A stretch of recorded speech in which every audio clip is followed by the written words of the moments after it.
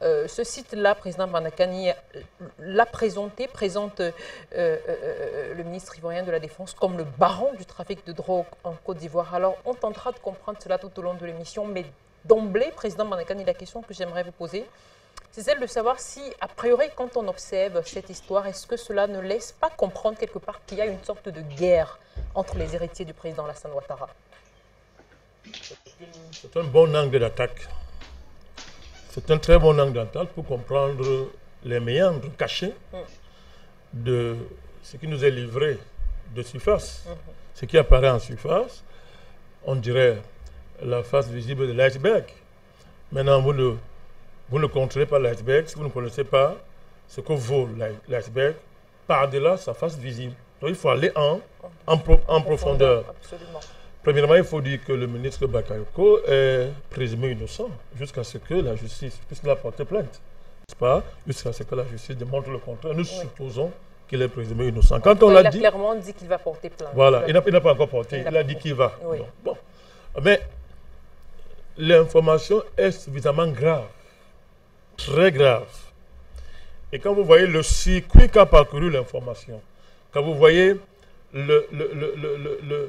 la procédure d'investigation qui a permis aux journalistes, parce que deux journalistes, à savoir le Belge et le Nigérien, Nicolas Ebekwe et Dan Bowens, n'est-ce pas? Oui. Quand vous regardez tout le circuit qui a, parlons comme ça, qui a permis d'aboutir, n'est-ce pas, après les investigations, vous comprenez qu'il faut prendre très au sérieux ce qui est dit. Donc ça va être très compliqué pour monsieur le ministre et le gouvernement ivoirien de s'en sortir comme ça. Parce que le niveau d'information est quand même élevé. Première chose.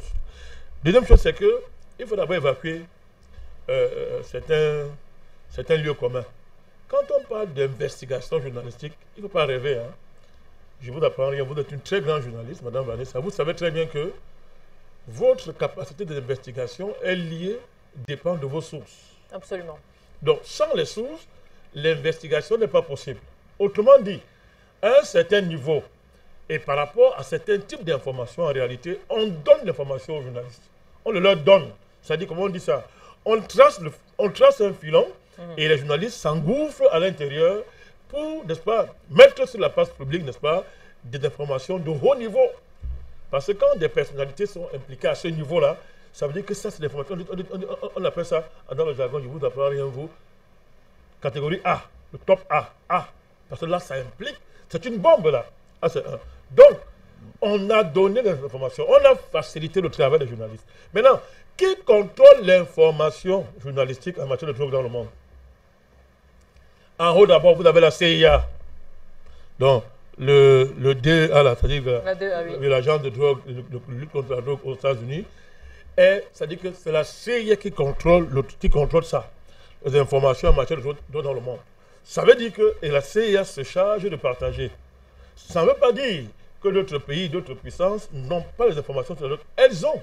Mais au regard de la nature du trafic de la drogue, tous les différents circuits mondiaux de l'information en matière de drogue ne dispatchent pas les informations n'importe comment.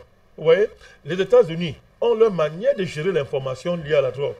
La Russie a sa manière de gérer l'information liée à la drogue. La France, pareil.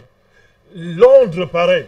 Bon, je suis en train de vous dire quoi là? Je suis en train de vous dire que la drogue est un business mondial dans lequel sont impliquées la plupart des puissances. Surtout les États-Unis. Surtout. Ça, il faut le dire. Donc, ça veut dire quoi?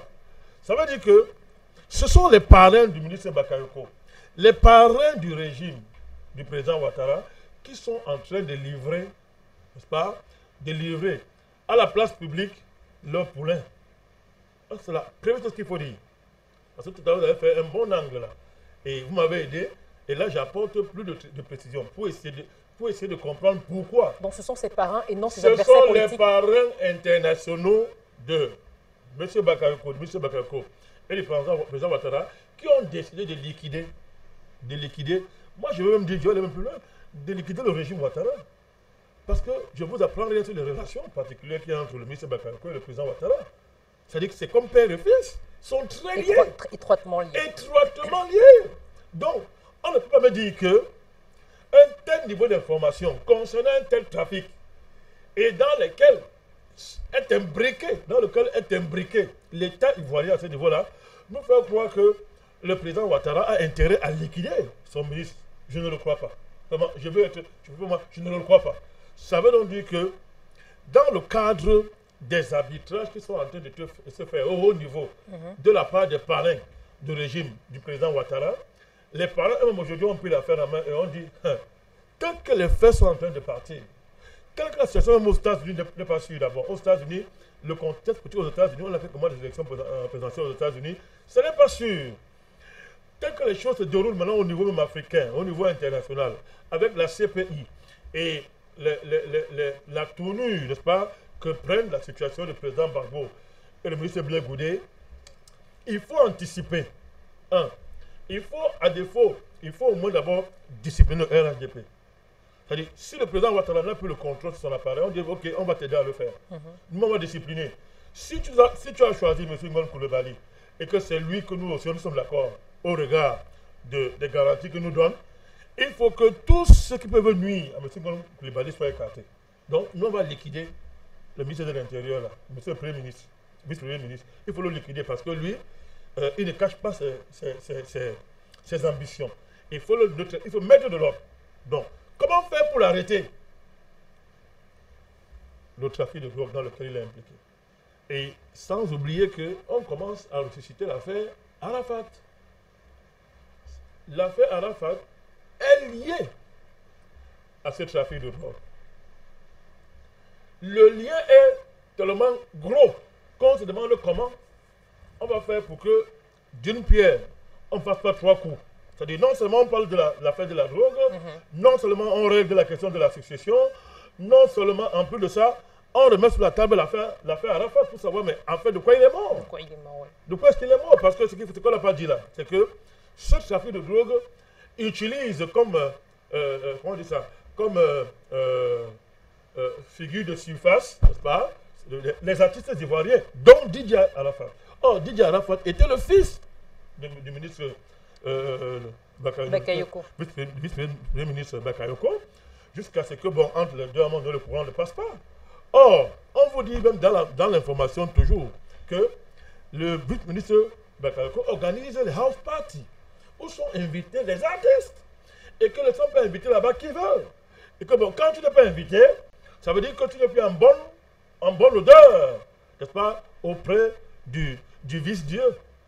Tu n'es pas en bonne odeur, ça peut te détruire, ça peut t'amener même à t'épandre. Et on dit tout, dans le même article que, à la veille de sa mort, l'artiste Arafat n'était plus en bon temps avec le ministre, il n'a pas été invité, n'est-ce pas, à cette house party, et quelques temps après, dit-on, il a été percuté par, n'est-ce pas, une voiture, et mort s'en est suivi. Alors, donc vous voyez que on peut faire des liens.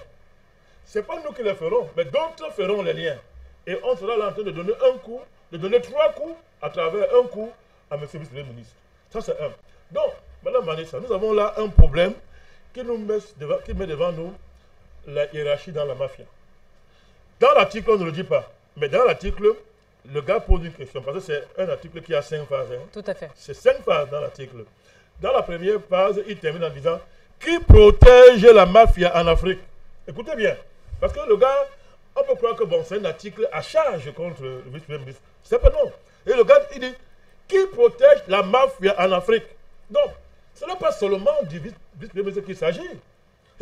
C'est une mafia de la drogue qui gangrène l'Afrique, mais qui est organisée, qui est protégée. Alors, si certains dirigeants en Afrique, certains régimes en Afrique sont plongés, sont mouillés dans ce trafic de drogue, mais qui les protège? Madame Vanessa. Et pourquoi sont-elles des informations en compte-gouttes? Justement. Qui organise donc la distribution de l'information? Qui organise? Mais on demande que ce n'est pas caché. Je veux dire que le patron, moi je le dis, je ne le cache pas, le patron de la drogue dans le monde, c'est la CIA. Moi, je parle à mon vision, non? C'est la CIA.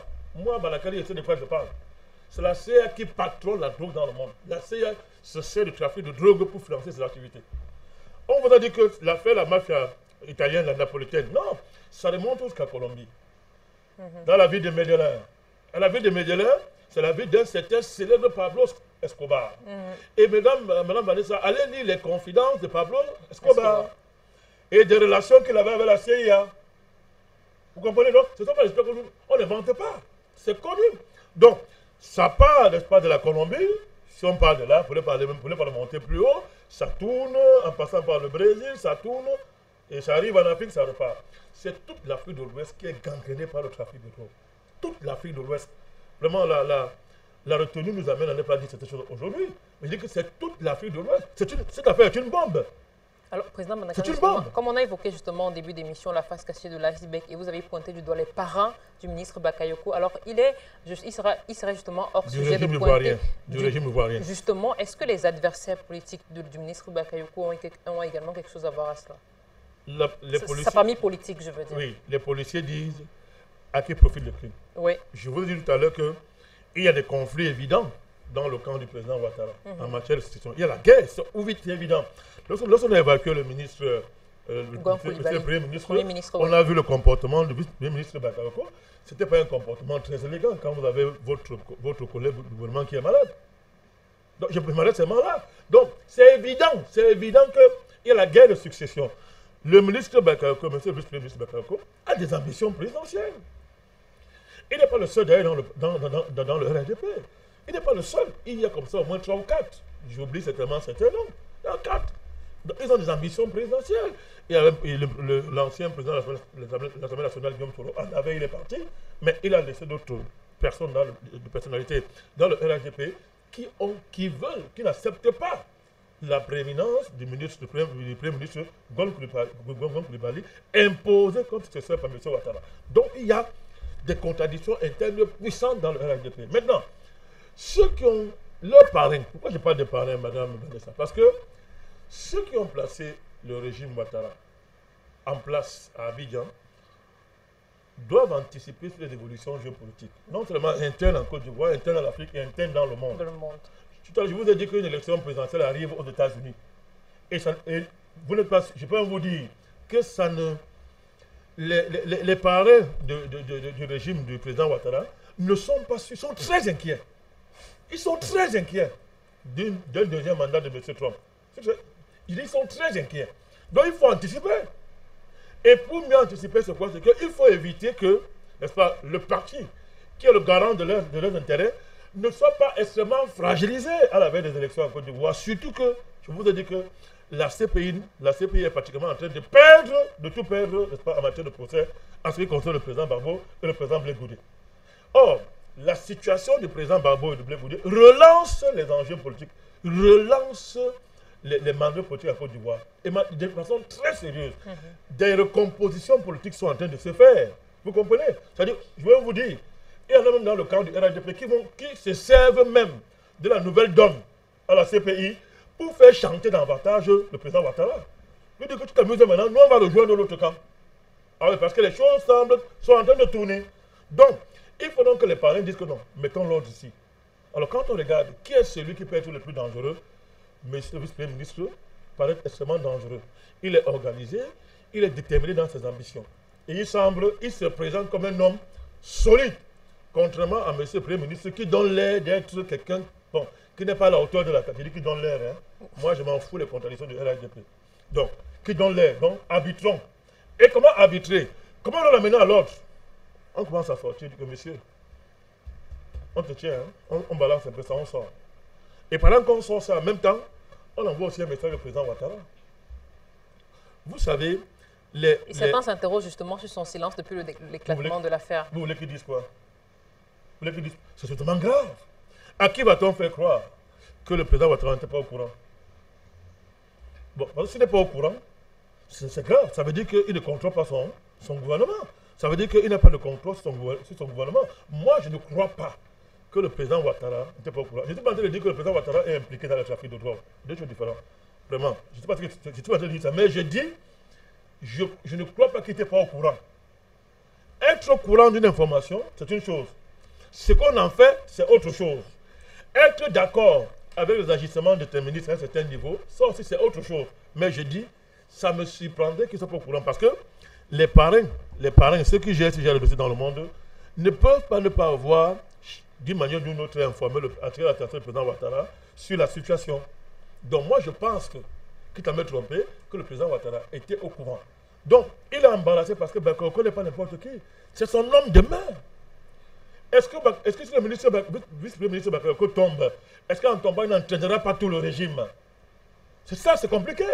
Parce qu'il peut se dire que, bon, ok, quand c'est comme ça, moi, je ne meurs pas seul. Parce que moi, j'ai couvert ce trafic parce qu'il savait qu'en haut, on me protégeait. Si maintenant vous me lâchez, je ne tombe pas seul. Parce que tout ce que j'ai fait, c'était pour le bien de notre régime. Tout ce que j'ai fait, c'était pour que notre pouvoir tienne.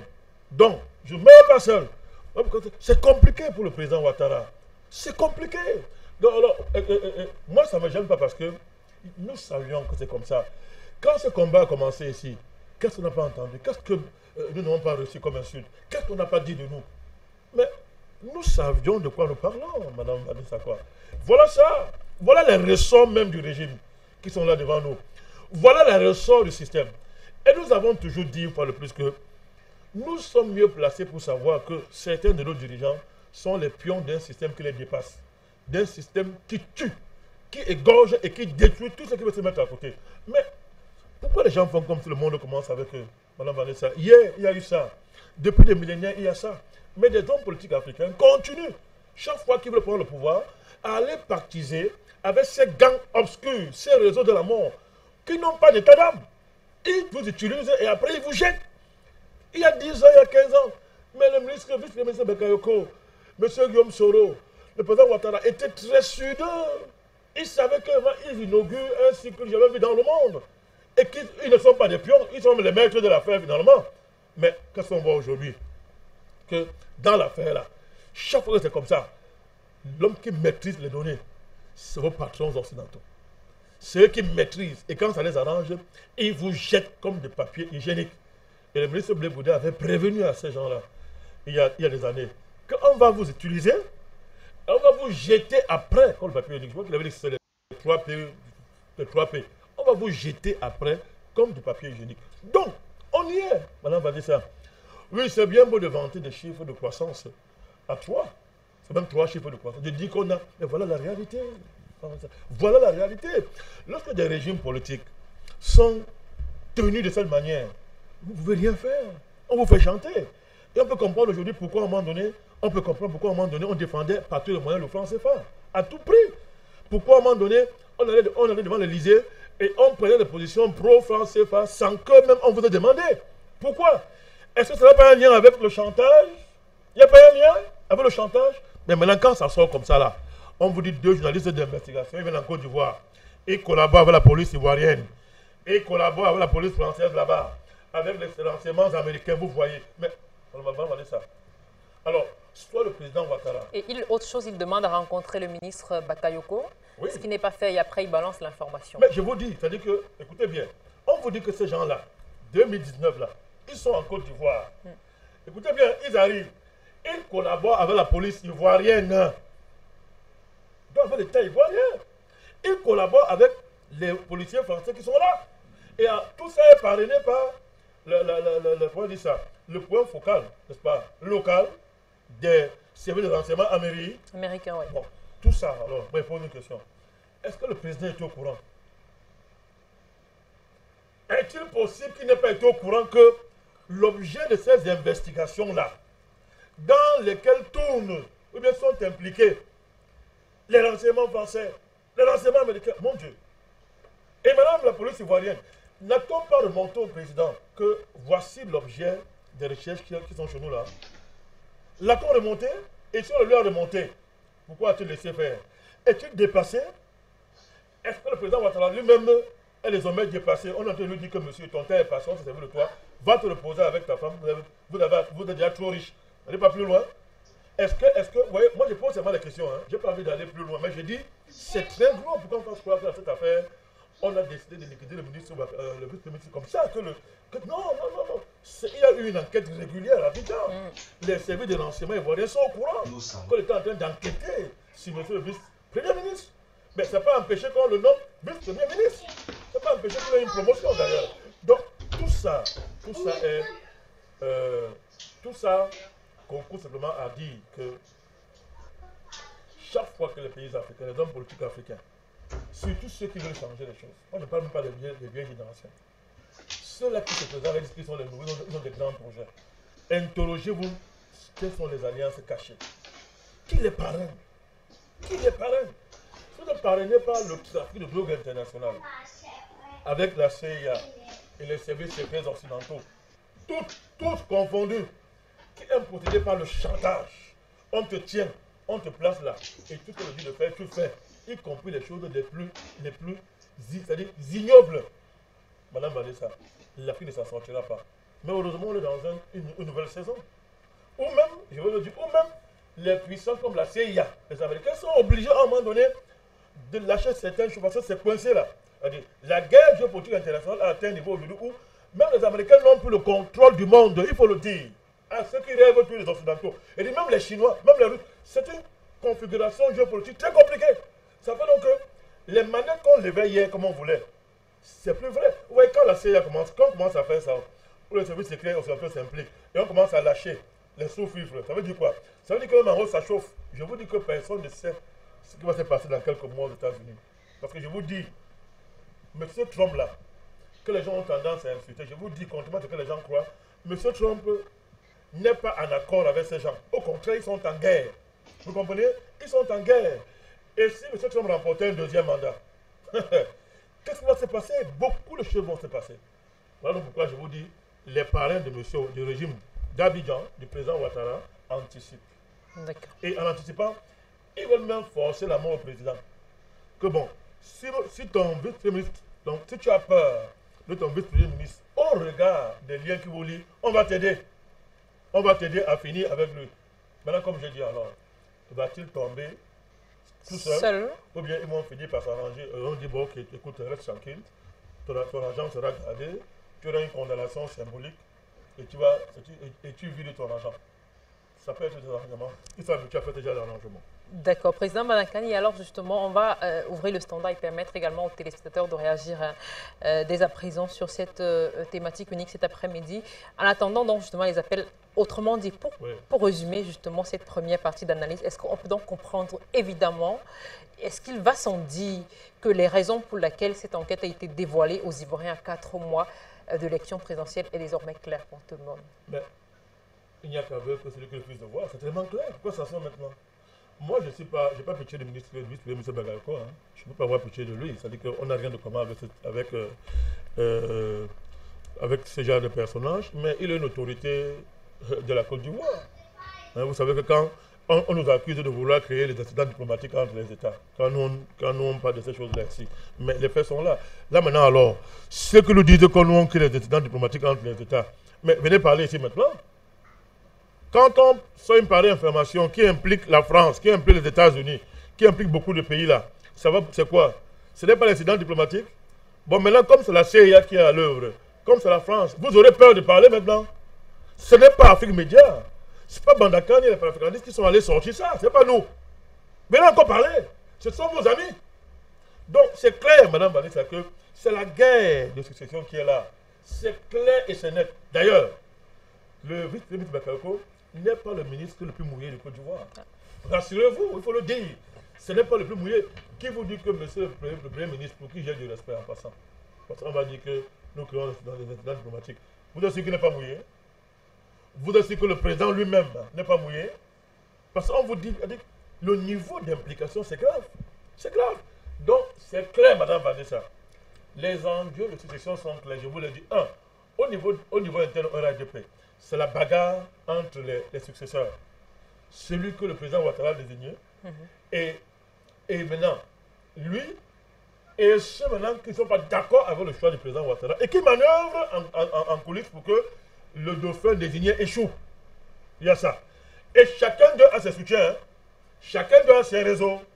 Dans le grand réseau international qui les porte tous, chacun a ses petits réseaux à l'intérieur. À l'intérieur. Donc c'est une affaire très compliquée.